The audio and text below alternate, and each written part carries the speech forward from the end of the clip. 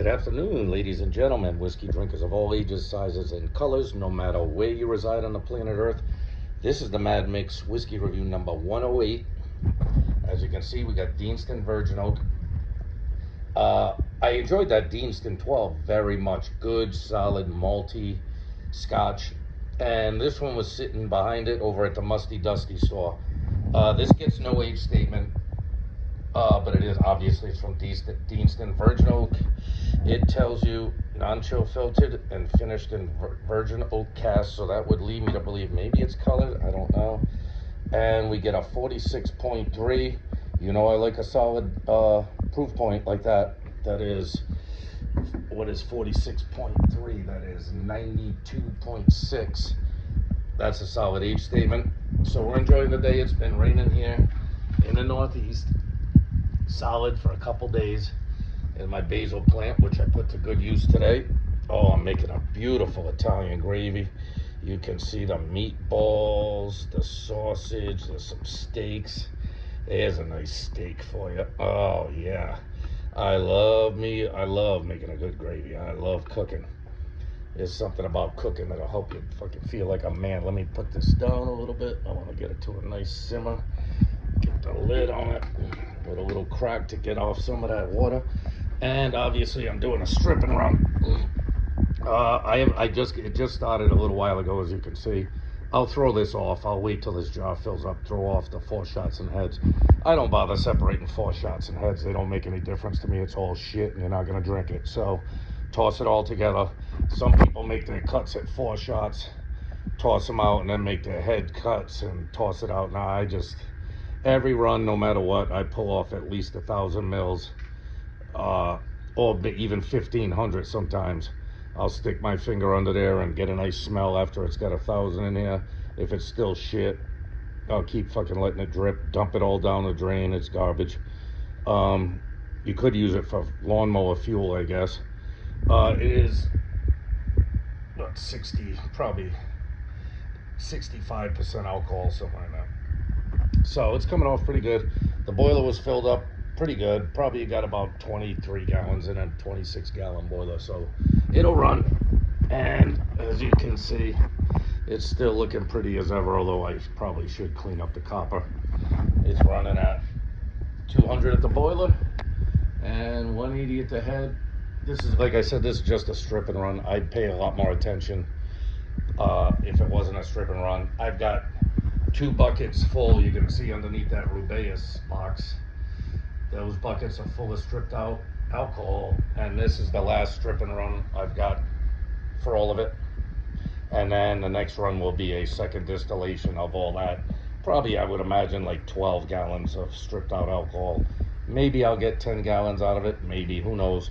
I'll probably save the tails from the strip and run because the heads I don't bother with. I don't redistill heads ever. Rarely do I redistill tails, but I think off of a double and run, I will save the heads and try and redistill them either in the next strip and run or something like that. But that's not what we're here for.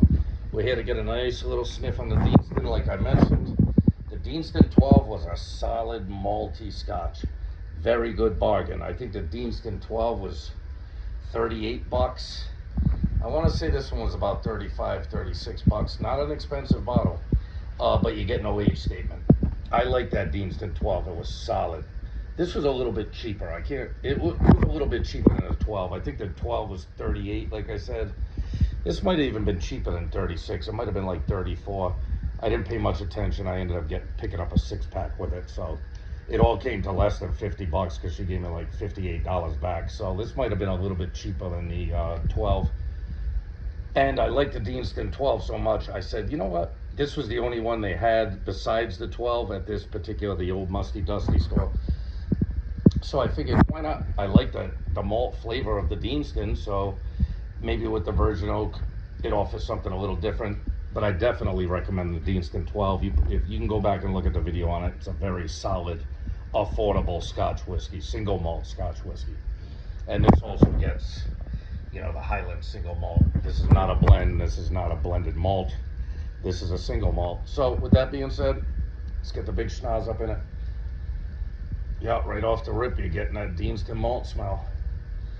And it's a nice pleasant barley smell, and strong. I like a whiskey with a strong presence of the malted barley.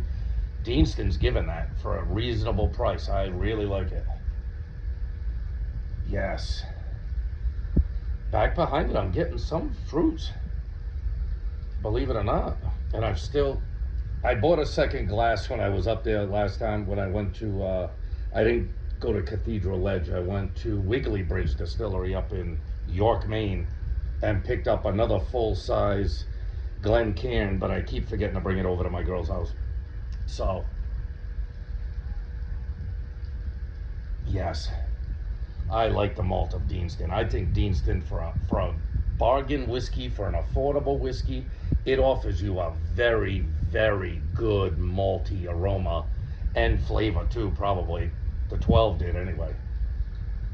And then behind it, you're getting like a nice hints of fruit.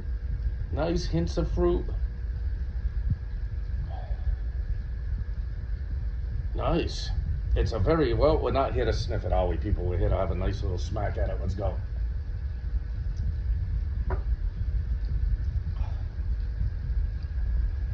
Yep, it's the malt up front. Nice. I like Deanston's malty flavor. It's beautiful. If you're gonna get a less expensive whiskey, you want something from it, and this one gives you the malt, and it's a pleasant malt, not a grainy malt. It's like a real full malt flavor. After that, there's like maybe hints of fruit. There's not a ton of fruit on this one. I'll take one more just to make sure I'm not confused, but you're getting that explosion of spice on the back end, like maybe ginger, some, like nice spicy, much more than the 12, and much more than probably your average. You know what I mean? This kind of ranks up with there with that Compass Box spice tree, which promised you the spice and delivered it. This is given. It's got to be the virgin oak. These virgin oak casks have still got those tannins from the oak, and they a lot of times, besides the oaky flavor, will give you that heavy spice. I wouldn't say this is heavy, but it's definitely more than your average spice in the back end, but a pleasant one.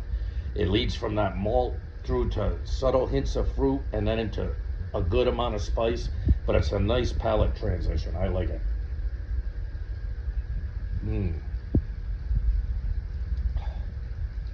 Yes, nice malt into some fruit, like apples, later fruit like that, and then into the spice in the back end with a nice lingering spicy finish.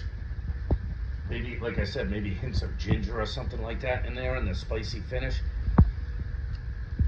It sticks around a while. It's got a pretty good mouthfeel for a cheaper whiskey. All right, enough bullshit being spoken. This is the Mad Mix whiskey review. What did I say, number 108? We're up to 108. God, we're moving. Deanston's Virgin Oak. I'll give this an 8.3. Mostly based on its price point. I want to say it was a $32 to $34 bottle. Like I said, I bought a 6-pack with it, so that 6-pack was like $10.